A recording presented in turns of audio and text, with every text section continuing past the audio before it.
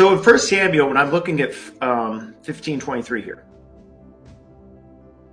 I kind of picked it out and I saw this coin. And as we know, a coin has two sides to it.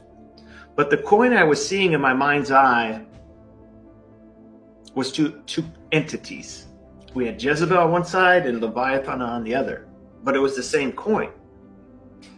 And this is where I thought, oh, okay, I get it. We have rebellion on one side of the coin, stubbornness on the other side.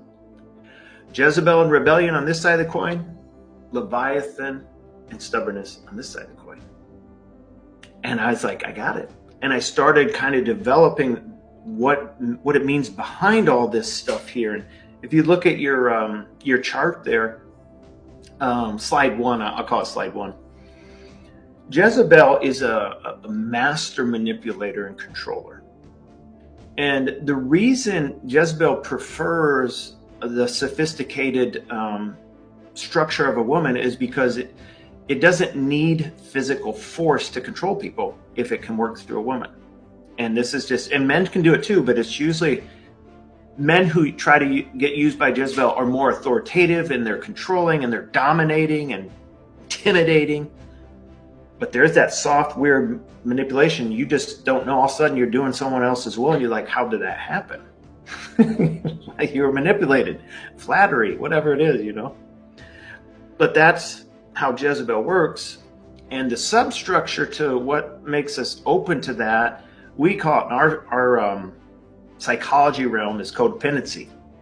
And really the guilt messaging is part of the feature Jezebel wants to do. Wants to put a hook in you to either want that person's praise or approval. Hello. You need my approval, and this is why you're going to do that. Because if you don't, you're not getting my approval anymore. And we control people like this, and it's immature and it's hurtful. Or we do the guilt messaging on that too, where you can also, well, shame on you, which now we start to go to the different side where Leviathan is. So Jezebel likes the guilt messaging. Leviathan uses shame to the whole thing. And you'll see this as you're mentoring people. And in the psychology realm, these are two different things, guilt and shame. But they're sisters or they're brothers. They're siblings. They're meshing together. And so as I'm starting to build this out and look at it, some of the warfare we get into with Jezebel, we know we're going to have to deal with manipulation. We know we're going to have to deal with guilt messaging. On Leviathan, it's an internal struggle because of the words get twisted, as we'll look at in the scriptures. And that they get twisted because someone will say something to me. I've been through this, and I will hear a message they didn't say, and it will come out of shame. It will be something to correct me. My coaches used to get so mad at me at this because I didn't understand what they were saying to me. And I thought they were attacking me. And all they were trying to do was make me a better player. But the shame within of feeling less than, not measuring up to what I was supposed to be already without even practicing, that's shame.